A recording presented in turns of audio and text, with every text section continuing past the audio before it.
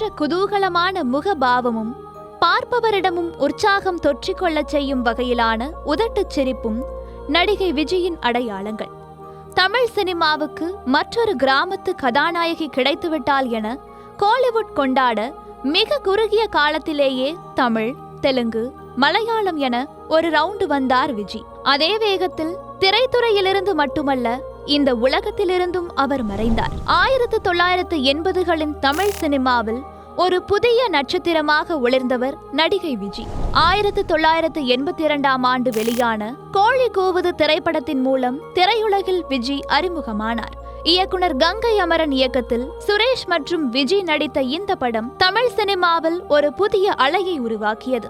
இளையராஜாவின் இசையில் கிராமிய பின்னணியில் அமைந்த இந்த படம் காதல், நகைச்சுவையோடு உணர்வு பூர்வமான காட்சிகளின் கலவையாக அமைந்து ரசிகர்களிடையே பெரும் வரவேற்பை பெற்றது. விஜயின் அழகும் இயல்பான நடிப்பும் குழந்தைத்தனமான புன்னகையும் அவரை உடனடியாக பிரபலமாக்கியது. அந்த காலகட்டத்தில் தமிழ் சினிமாவில் அம்பிகா, ராதா, சரிதா, ராதிகா போன்ற முன்னணி நடிகைகள் உச்சத்தில் இருந்தனர். விஜயின் அறிமுகம் அவர்களையும் திரும்பி பார்க்க வைத்தது. கோழி கூவுது படத்தில் அவரது கதாபாத்திரம் ஒரு எளிய கிராமத்து பெண்ணாக இருந்தாலும் அவரது தோற்றமும் நடிப்பும் புதுமையாக இருந்தது. படம் வெளியான சில மாதங்களில் விஜி பற்றிய பேச்சு தமிழகம் முழுவதும் பரவியது. இளம் ரசிகர்களை கவர்ந்த விஜயின் புன்னகையும் இயல்பான நடிப்பு திறனும் அவரை ஒரு தனித்துவமான நடிகையாக மாற்றியது. இந்த படத்தின் வெற்றி விஜிக்கு அடுத்தடுத்து பல பட வாய்ப்புகளை கொண்டு வந்தது. கோழி கூவுது படம் வணிக ரீதியாக வெற்றி பெற்றதோடு விஜயை ஒரு நம்பிக்கைக்குரிய நடிகையாக முன்னிறுத்தியது. அவருடைய முதல் படமே அவருக்கு தமிழ் சினிமாவில் ஒரு தனித்துவமான இடத்தை பெற்று தந்தது. இளம் வயது நடிகைகளுக்கிடையே ஒரு புதிய போட்டியை உருவாக்கிய இந்த படம் விஜயை தமிழ் சினிமாவின் அடுத்த பெரிய நட்சத்திரமாக மாற்றுவதற்கு அடித்தளமாக அமைந்தது. ஆனால் அவருடைய வாழ்க்கை பயணம் இந்த வெற்றியை மட்டுமே சார்ந்திருக்கவில்லை. அது ஒரு உணர்ச்சிகரமான, துயரமான கதையாகவும் மாறியது.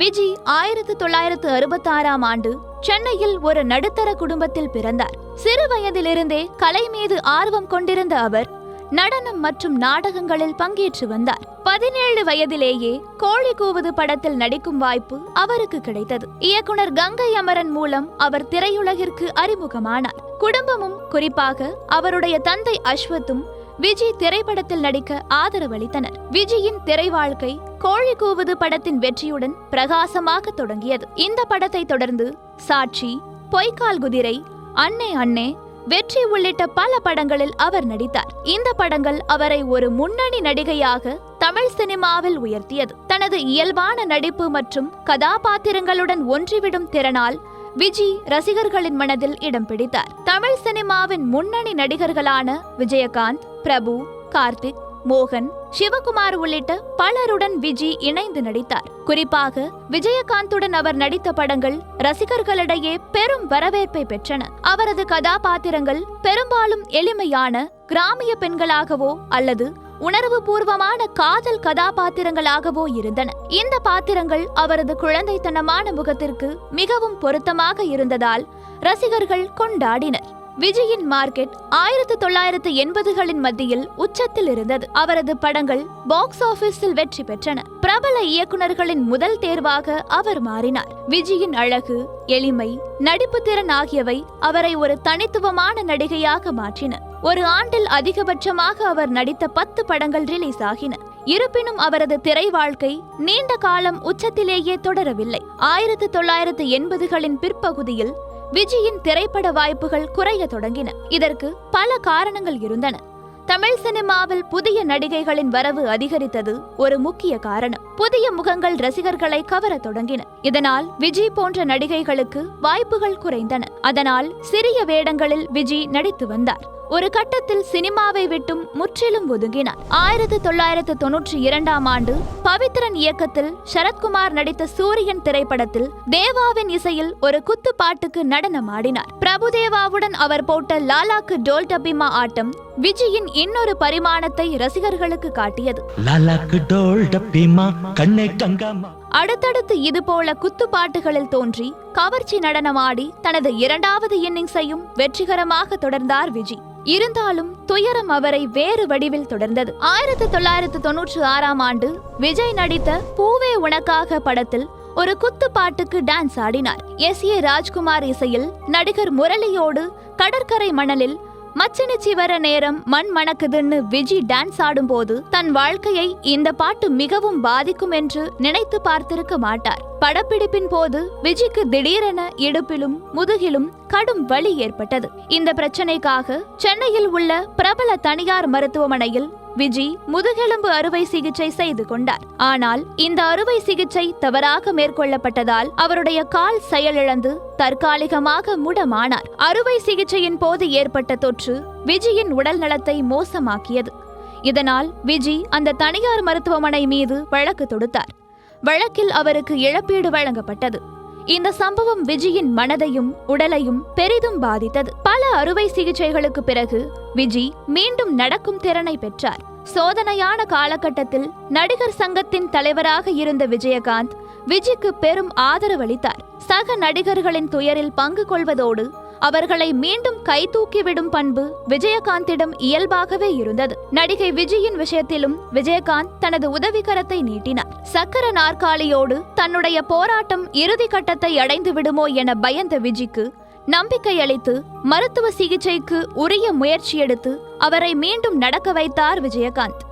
நடக்க மட்டுமல்ல, நடிக்கவும் வைத்தார். 2000ஆம் ஆண்டு விஜயகாந்த் நடித்த சிம்மாசனம் திரைப்படத்தில் விஜி மீண்டும் நடித்தார். இந்த படம் அவருக்கு திரைத்துறையில் மறுவாழ்வு அளிக்க விஜி அடுத்த இன்னிங்ஸை தொடங்கினார். விஜயகாந்த் தன்னுடைய அடுத்த படமான வாஞ்சிநாதன் படத்திலும் நடிக்க வாய்ப்பளிப்பதாக உறுதியளித்திருந்தார். ஆனால் அந்த படத்தில் விஜி நடிக்கவில்லை. சிம்மாசனம் திரைப்படத்திற்கு பிறகு விஜயின் திரை வாழ்க்கை மட்டுமல்ல, அவர் சொந்த வாழ்க்கையும் முடிவுக்கு வந்தது. நடிகை விஜி தனிப்பட்ட வாழ்க்கையில் பல சவால்களை சந்தித்து அதனை வெற்றிகரமாக முறியடித்து முன்னேறி வந்தாலும் காதல் அவருடைய வாழ்க்கையை ஒட்டுமொத்தமாக முடிவுக்கு கொண்டு வந்தது. காதல் அவருடைய போராட்டங்களுக்கு ஒரு முற்றுப்புள்ளியை வைத்தது. இயக்குனர் A.R. ரமேஷை நடிகை விஜி காதலித்ததாக கூறப்படுகிறது. ஆனால் இந்த உறவு ஏமாற்றத்துடன் முடிய விரக்தியடைந்தார் விஜி. பல்வேறு தடைகளையும் தாண்டி வந்த அவரால் காதல் தோல்வியை தாண்ட முடியவில்லை. தன்னுடைய போராட்டத்தை தானே நிறுத்தி கொண்டார். 2000ஆவது ஆண்டு நவம்பர் 27ஆம் தேதி 34 வயதில் விஜி தற்கொலை செய்து கொண்டார். இந்த சம்பவம் தமிழ் சினிமா உலகில் பெரும் அதிர்ச்சியை ஏற்படுத்தியது. இயக்குனர் A.R. ரமேஷும் அவருடைய மனைவியும் தற்கொலைக்கு காரணம் என நடிகை விஜி குறிப்பை விட்டு சென்றதால் தமிழ் திரையுலகம் பரபரப்பானது. விஜயின் தற்கொலைக்கு காரணமாக இயக்குனர் A.R. ரமேஷ், அவருடைய மனைவி மற்றும் ஒரு நண்பர் மீது வழக்கு தொடரப்பட்டது. சென்னை மகளிர் நீதிமன்றத்தில் இந்த வழக்கு விசாரிக்கப்பட்டது. ஆனால் போதிய ஆதாரங்கள் இல்லை என குற்றம் சாட்டப்பட்டவர்கள் விடுதலை செய்யப்பட்டனர். விஜி குழந்தை முகம் கொண்ட ஒரு கொஞ்சம் அழகி. தமிழ் சினிமாவில் ஒரு பிரகாசமான நட்சத்திரமாக தோன்றி மிக விரைவில் மறைந்தவர்.